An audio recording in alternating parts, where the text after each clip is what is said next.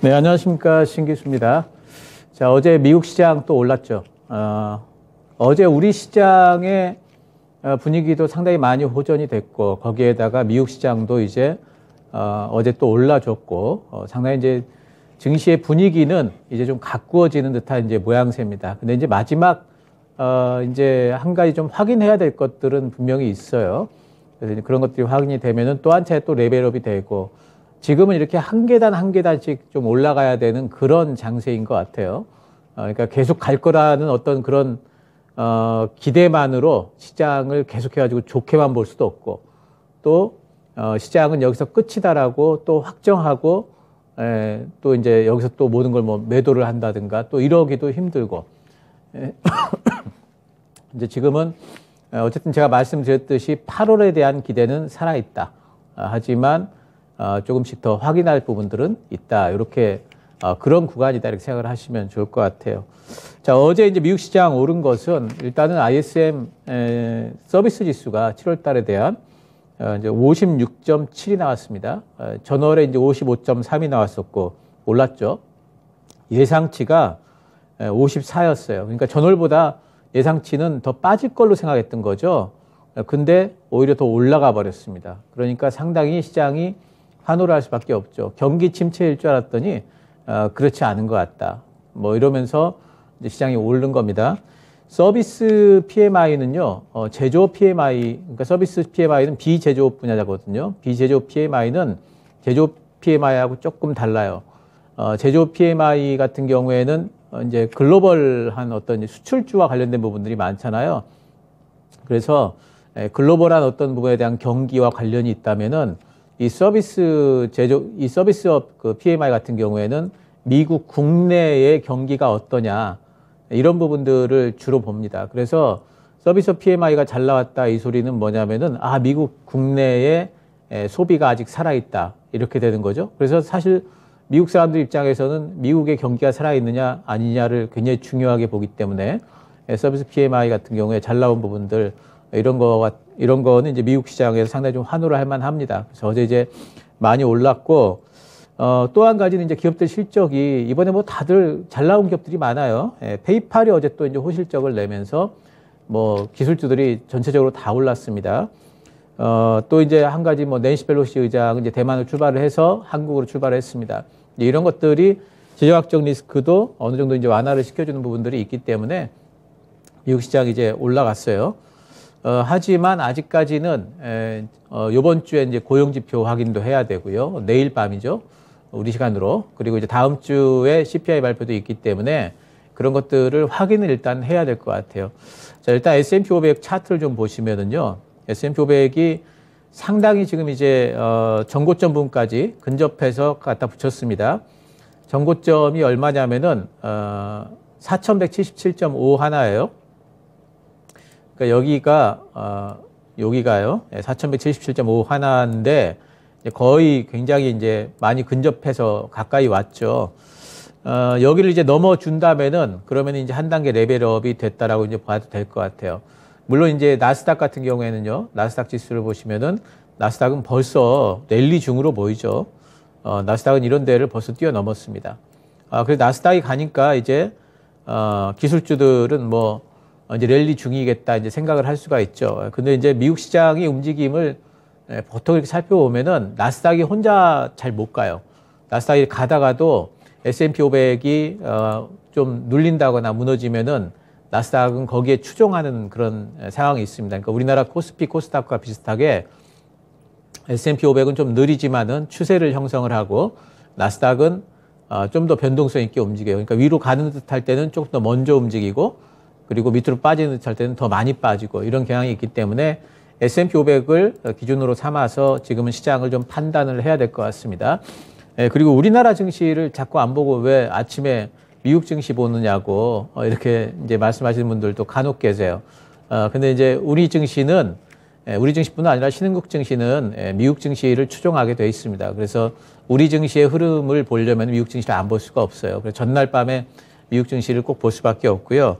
그래서 일단 S&P 500 기준으로 4,180포인트가 안착이 되느냐가 이제 중요합니다. 4,180포인트면은 바로 여기죠. 그래서 여기를 이렇게 위로 넘어서는 게 이제 중요한데요. 일단 오늘 지금 그 미국의 이제 선물 시장 시작은 이제 마이너스권에서 시작을 했습니다. 이제 이미 나스닥 같은 경우에 마이너스 0.25%, 27% 뭐 이런 식으로 지금 이제 빠진 상태에서 시작을 했기 때문에 어쩌면 오늘은 또 이제 음봉이 나올 가능성이 크고, 우리 시장 같은 경우에는 장중에는 이제 미국의 그 선물 시장을 많이 추종을 하죠. 그렇기 때문에 우리 시장은 어제 또 이제 미리 좀 많이 호전됐던 부분도 있고 하기 때문에 생각보다 미국 시장이 이렇게 많이 올랐지만은 생각보다 우리 시장이 오늘은 그렇게 안 움직일 수 있는 그런 이제 확률이 큽니다. 그래서 코스피 기준으로 보게 되면은 오늘 이제 61선을 바로 머리 위에 이고 있는데, 61선을 오늘 61선 위에서 시작하느냐 그렇지 않느냐가 오늘은 일단 중요합니다. 시가가 61선이 2470.50이니까 2472쪽에서 일단 시작을 해야 되겠죠. 71 정도, 72 정도, 이 정도에서는 시작을 해야 될 겁니다. 그렇게 되면은 좀 눌리더라도 아랫꼬리를 달고 어쩌면은 장 막판에는 61선 위쪽으로 돌파가 될 수도 있어요. 61선 위쪽으로 돌파가 된다는 뜻은 그러면은 우리 시장도 힘이 이제 아래쪽에 지지선이 하나가 더 생기는 셈이기 때문에 그러면은 위쪽으로 가려고 하는 힘들이 더 붙을 겁니다. 근데 만약에 오늘 2170 아래에서 2470 아래에서 시작을 하게 된다면은 이건 조금 약하다고 봐야 돼요. 시작하자마자 좀 눌릴 수가 있고, 시작해서 위로 가다가도 또 빠져버릴 수가 있습니다. 그래서 그런 부분들은 오늘 잘 봐야 되겠지만은 어쨌든 기대치보다 못할 수 있다. 우리 장중에 그런 부분들은 염두에 좀 두셔야 되겠고, 계속해서 종목 장세는 활발할 겁니다. 그러니까 우리 시장의 지수는 지금 이제 좀 쉬어가는 한이 있더라도 지수가 쉴 때도 종목단에서는 계속 순환매가 돌지 않습니까? 그런 것들은 아마 지속될 거고요. 또 이제 외국인들이 계속해서 들어왔기 때문에 외국인들 수급 연속성도 또 관심을 좀 가져야 됩니다. 그리고 한 가지 지금 이제 봐야 될 게 뭐냐면은 환율을 좀 봐야 됩니다. 지금 달러 유로화가 지금 박스권 상단을 뚫지 못하고 밑으로 내려오고 있어요. 그렇기 때문에 이렇게 더 내려올 수 있거든요. 물론 이제 이렇게 저점을 깨지는 않을 거겠지만은 유로화가 이렇게 내려오고 있다는 뜻은 뭐냐면 달러가 올라갈 수 있다라는 뜻이죠. 그 달러가 어젯밤에도 살짝 올랐습니다. 그래서 달러가 더 오를 수 있다는 이런 부분. 그래서 환율 부분이, 원달러 환율 부분이 어쩌면 앞으로 며칠간 조금 불안할 수도 있다라는 부분을 우리가 또 염두에 둬야 될 것 같아요. 생각보다 너무 그렇게 큰 기대는 갖지 말자, 오늘에 대해서. 요지는 이제 이 말씀이고요. 지금은 일단 그 실적 기대주들 저는 최우선적으로 좀 관심을 갖자 말씀을 드리고 있습니다. 특히나 이번 그 2분기 실적뿐만 아니라 또 2분기 실적이 좀 안 나왔다 할지라도 하반기 때 실적이 좋아질 종목들, 그런 종목들은 계속해서 바라보자, 요즘 말씀을 좀 드리고 있고요. 반도체 쪽은 요즘에 이제 그 펠로시 의장이 대만에 또 가면서 또 미국 쪽에서 반도체와 관련된 어떤 수출 규제 움직임이 있으면서 조금 분위기가 조금 안 좋아진 측면은 있어요. 하지만 반도체는 종목별로 접근을 하셔야 됩니다. 반도체에 대한 투자는 늘 계속되고 있고요. 투자가 계속된다면은 반도체 전체적인 시장이 좀 안 좋다 할지라도 그 투자한 삼성전자, 그 인텔, TSMC 다 투자를 합니다.